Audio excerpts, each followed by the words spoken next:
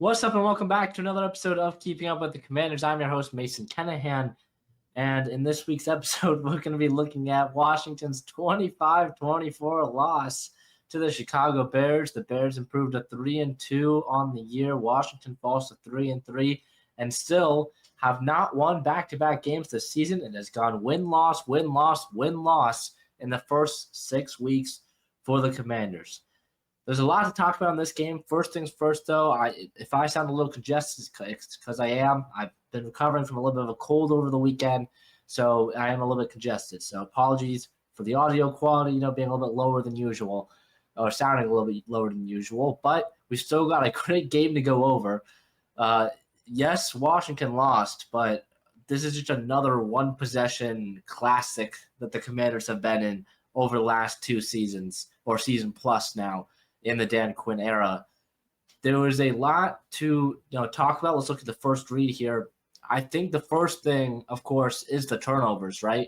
Washington turned the ball over 3 different times. The Bears, 0 turnovers on the day.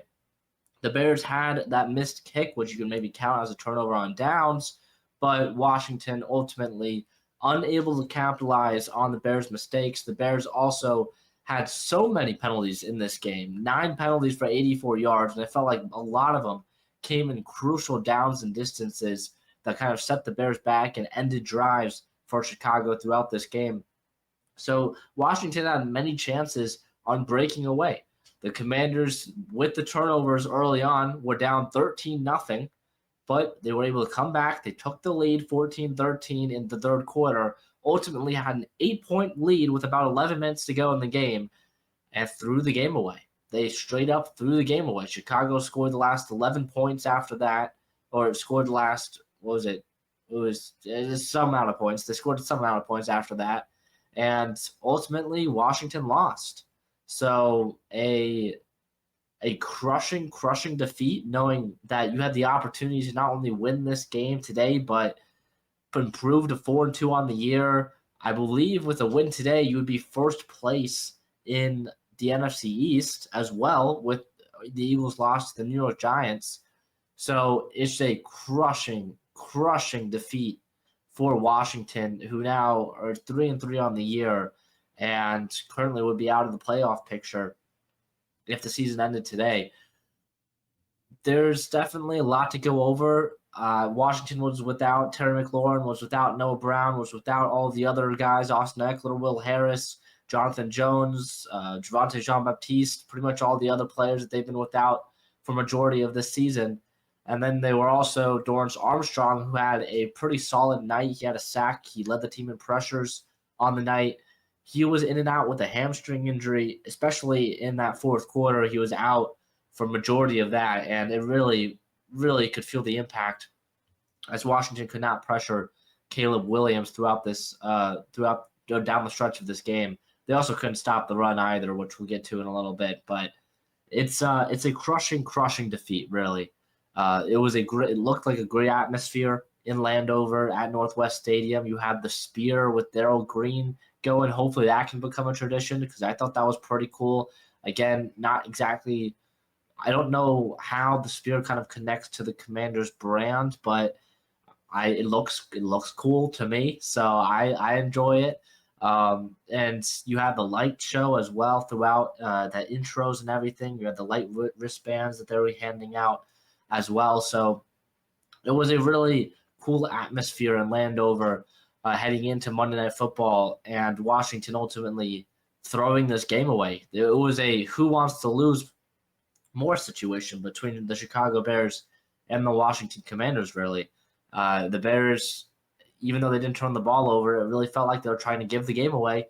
Washington had the ball up by 2 on a great drive going until Jaden Daniels fumbles the snap, really. Never had to control the snap, and then tried to hand off the ball to Bill Krosky-Merritt, and ultimately, it's history from there. So a tough loss for Washington, but let's dive into it now. Starting off with the offense, I kind of already talked about it a little bit, but it's just the ball security. Early on in the game, the interception, very uncharacteristic from Jaden. He was late on the throw up the seam, to Deebo Samuel. Even if he threw that maybe a little bit higher, Deebo could have gone up and caught it potentially. But he was pretty late on that. Ultimately, Jaquan Brisker gets the interception there. The Bill Krosky-Merritt fumble, I mean, I hate to break it to you, but like this is his second fumble in 2 games, and that was his second fumble at the time in 3 quarters. Fumbled last week against the Chargers in the 4th quarter, and now fumbled tonight as well. So I know we all love Bill and everything, and he's been a really solid addition for Washington, since he's been drafted in that backfield. But this is a couple of fumbles now for him, which you got to keep an eye on. I know it was wet out there. The ball was wet. It was windy, rainy, all kinds of things. But it's you're going to play football outdoors. And unless he's on the team in 2030, he's going to be playing every home game outdoors.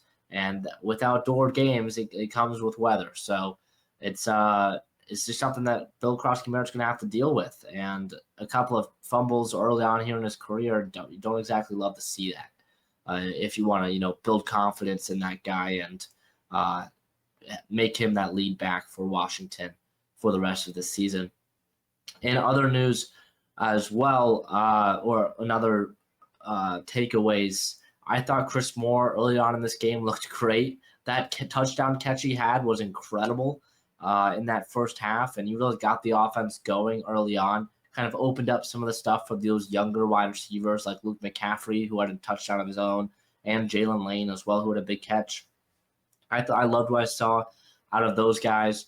Zach Ertz kind of showed up tonight as well. He caught all of his targets, including a touchdown. He had a very nice performance, I thought.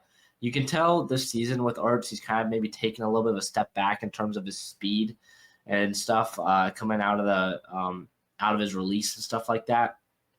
But he can still be a reliable target, and especially that touchdown catch, he has some really strong hands, and he showed it there with that touchdown catch for Washington. Additionally, Deebo Samuel, I felt like, could have been involved a little bit more. He had 5 targets, caught 4 of them, but only for 15 yards. I felt like the screen game, Washington could have gone with the screen game a little bit more, or at least attacked using the screen game, kind of spread things out horizontally in this one, which I didn't really think that they did, an entirely great job with. But I know the message coming into this game on offense was you got to run the ball, because the Bears' defense and that front 7 was the worst in run defense so far this season, and Washington's rushing attack was the best so far this season. So it was pretty clear that the goal for Washington is to try and run the ball and run the ball well. They averaged 4 yards per carry, which is not bad, but isn't like a game-winning rushing attack, where you're not going to win because of a rushing attack that runs for 124 yards on 31 carries. It was definitely a struggle. I would say, for this rushing attack today. I thought the Bears defense did a pretty solid job. Daniels a couple of times got loose, but he also, took 3 sacks, and they did a great job of pushing Daniels out of bounds, only picking up, a yard or 2 on some of his runs. He only averaged 5 yards per carry today, which is not, exactly what we've seen out of Jaden so far this season. But this offense, man, I still have confidence in this offense. We'll talk about the difference between, my confidence in the offense and confidence in the defense right now. This offense has shown this season that they can put up a lot of points. And they were showing today that when their drives didn't end in a turnover, they were able to score points. I mean, you look at the drives that Washington had: interception, fumble, touchdown, missed field goal, touchdown, punt, fumble. Only 1 punt on the night. 3 other possessions ended in a turnover, along with a missed field goal in there as well. As Matt Gay missed from, 50 yards? Yeah, it joined from 50. So it shows that Washington's offense can score. They were scoring a pretty large amount throughout this game against this Bears defense. And they really had the Bears defense number, especially in the second half. Jaden looked really good. He was 19 of 26, 211 yards, 3 touchdowns, and the pick, of course. He really stepped it up in the second half. It was just the miscommunication and just not holding on to the ball, really, when the rain started to come down a little bit heavier and the wind started to pick up in that fourth quarter. Ultimately, it leads to the Bears' game-winning field goal from Jake Moody. but I thought Daniels played pretty solid, and I thought that in the second half, he played good enough to win this game. And ultimately, he didn't play like that for 4 quarters, and he had made a couple mistakes that were really costly for this offense and for this team overall, where it really is all about ball security. I mean, when you're playing, I think I made this analogy before, but when I'm playing, college football 26 or Madden or the latest Madden or whatever online, you can really start to figure out, is like ball security is huge. Ball security is huge when you're playing, football video games. You don't really understand it, when watching games, but especially when you're, for some reason, it really hits me when I'm playing, video games and I turn the ball over, just how big of a disadvantage that is at times. So turning it over 3 times tonight compared to Chicago 0, you're not really going to win the game. And they were lucky to have it this close. This offense really didn't get going, like I mentioned, until the second half. And the Bears just miscues on both sides of the ball, offense and defense, and special teams as well. The blocked field goal from Jake Moody, I believe that was his 3rd attempt at the time, or 4th attempt, 3rd attempt, I think. The blocked field goal gave Washington another opportunity. So the Commanders really were lucky to be in this one possession game, and they were up with a minute to go. They were up, with 2 minutes to go, 3 minutes to go in this game, and ultimately they fumbled it. I'm going to look at real quick here I wonder what I don't know if it's out. Oh yeah, Washington had a 78% chance to win with 3 minutes to go in the 4th quarter. It was the 2nd and 9. Jane Daniels scrambles to the right for 8 yards. It sets up the 3rd and 1, and there's the fumble. I mean, that it goes from a 78% chance to win to a 56% chance to win on that fumble. That fumble cost them a 22% chance to win. I mean, that is massive. That is really massive. And, Chicago was able to take advantage of it. They were able to take advantage of it. And you look in the second half, kind of just the win probability using, ESPN analytics. And really, once Washington was up 17-16, they really kind of controlled that win probability for the majority of the second half. And ultimately, the Bears were able to capitalize on a Washington miscue and win this game. But that just shows, how bad of a game, of a finish this game was for Washington. All right, let's move on to the defensive side of things now. We've got things to talk about on defense here. Bobby Wagner led the team in tackles with 9. Amos had 7. Louisville had 6. Reeves had 5. A couple of sacks, so 3 sacks total. Louisville had 1. Reeves had 1. Von Miller and Dorrance Armstrong each had a half sack. It was a game where, I don't think we saw anything new from this defense. This defense this season has not shown up at any point. And it's costed Washington games. And once more, it has costed Washington the game. I'm staring. The play that's replaying in my head is the DeAndre Swift touchdown. How in the world does he score on that? I do not understand why or what happened with Quan Martin there and how he doesn't make that tackle. And there was another player there as well. I forgot exactly who it was.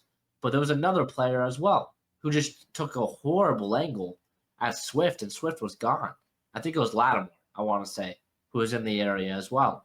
How in the world does he not get pushed out of bounds? It was one of the worst tackling attempts I've seen from a player on Washington's defense in quite some time, the Quan Martin miss.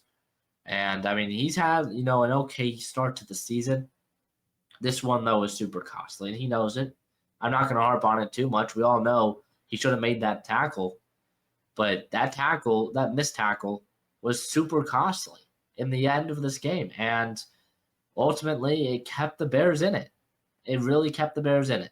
The Bears didn't convert the 2-point conversion, and Washington was able to be up by 2 until the final seconds as time expired. But I am stunned. I was stunned when it was the 3rd down as well, 3rd and 4. Swift picked up the first down on the route. Just push him out of bounds. Push him out of bounds or something. And instead he goes for the wrap-up tackle, just completely whiffs. And Swift is gone. Swift is gone. There were so many moments in this game where Caleb could have let the ball rip and Washington would have been down more than 13-0 in the first half, or they would have been down multiple scores at multiple points. There was a lot of scenarios. I'm looking at the Rome Odunze when Caleb rolled out to his right. Odunze was open down the field, had his hand up. I know it's a kind of a tough angle there for Odunze to maybe see the ball arriving from Caleb's hands, but I mean he was wide open. He was wide open. There was no one between him and the end zone on that play.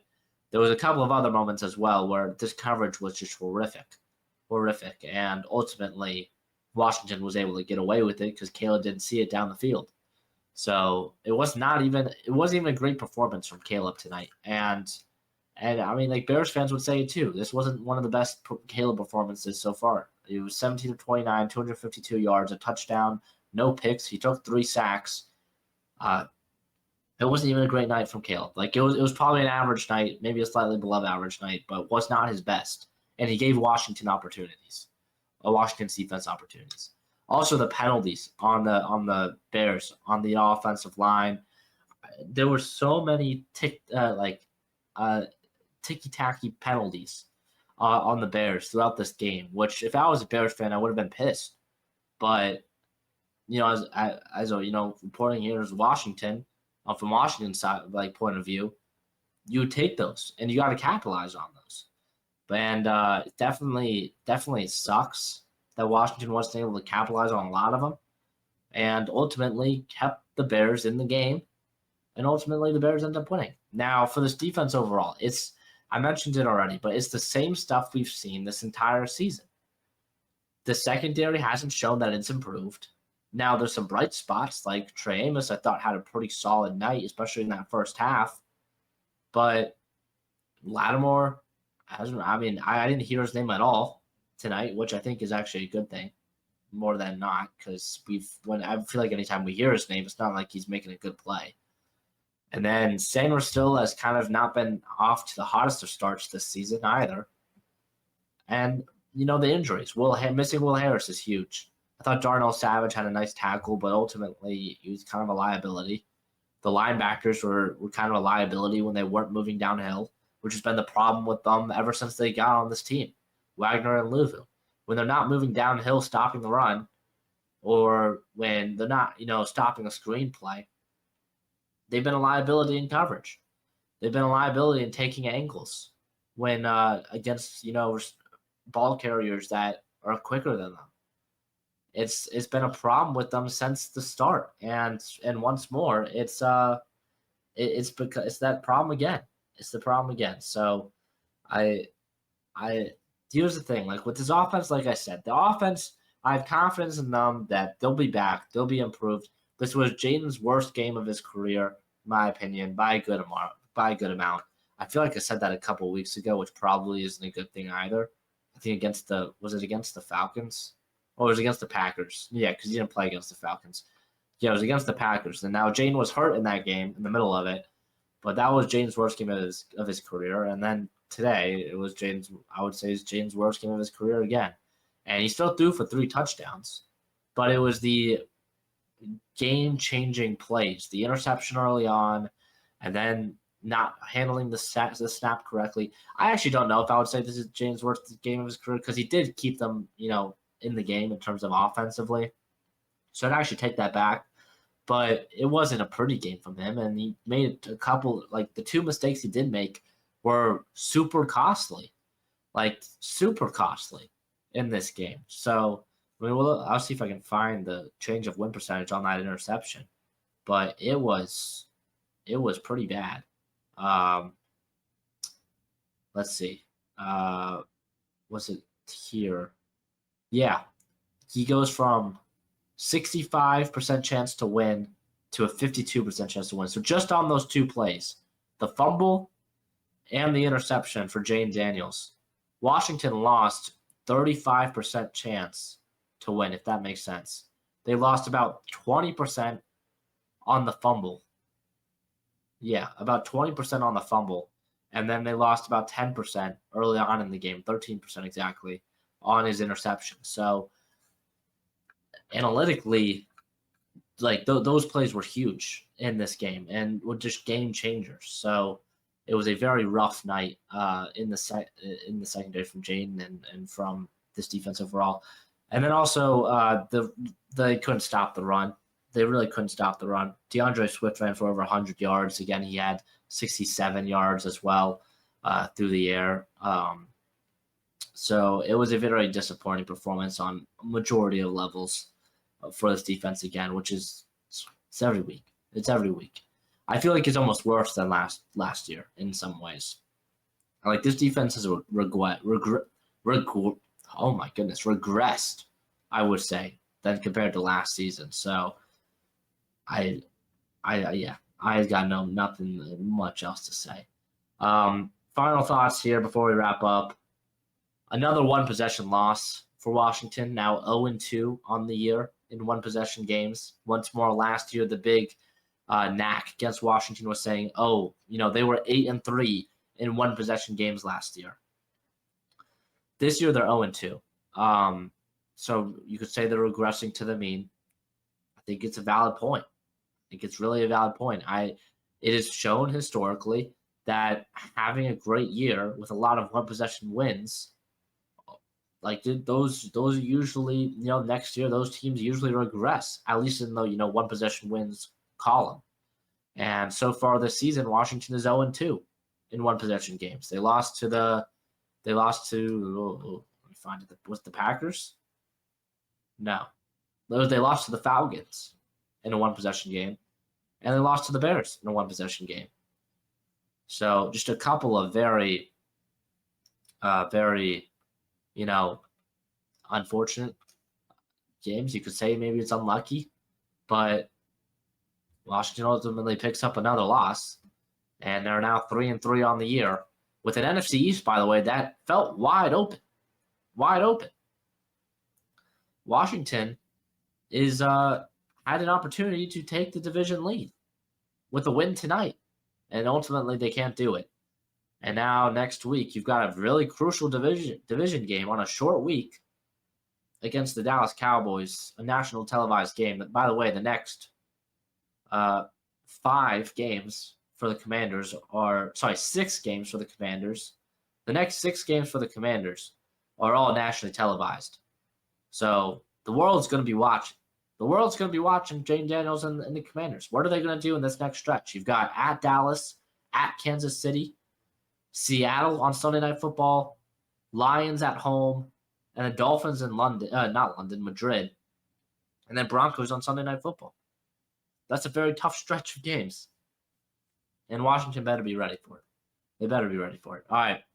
Next episode will be out on Monday, recapping Washington's game against the Dallas Cowboys. Hopefully, at that point, Washington's 4-3, and they pick up a really crucial division win against the Cowboys.